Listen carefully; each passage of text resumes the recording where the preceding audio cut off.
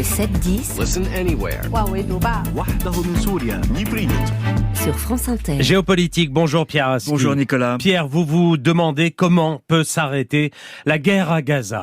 La question est récurrente depuis plus de 4 mois que dure cette guerre tragique. Mais elle se pose avec plus d'acuité encore, avec la menace d'une offensive israélienne sur la ville de Rafah, qui abrite 1 400 000 Palestiniens, dont la plupart sont des déplacés des autres villes.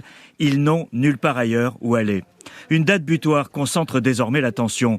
Le début du mois de Ramadan, autour du 10 mars, dans 3 semaines. Israël menace de lancer son offensive sur Rafah si les otages n'ont pas été libérés d'ici là. Et la menace ne vient pas du Premier ministre Benjamin Netanyahou, mais de son opposant politique, Benny Gantz, membre du cabinet de guerre. Comme pour montrer au monde une union sacrée sur cette attaque à laquelle les capitales occidentales s'opposent.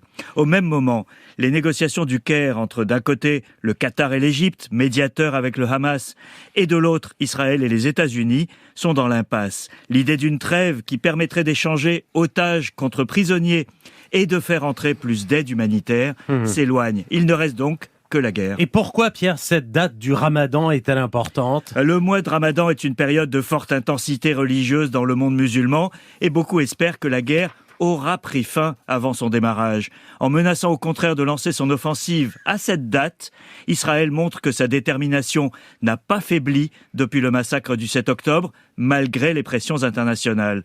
Au même moment, le ministre de la Sécurité nationale, Itamar Ben-Gvir, un des leaders d'extrême droite, a proposé un plan de sévères restrictions de l'accès pendant le Ramadan à l'esplanade des mosquées à Jérusalem, un lieu central pour les Palestiniens musulmans.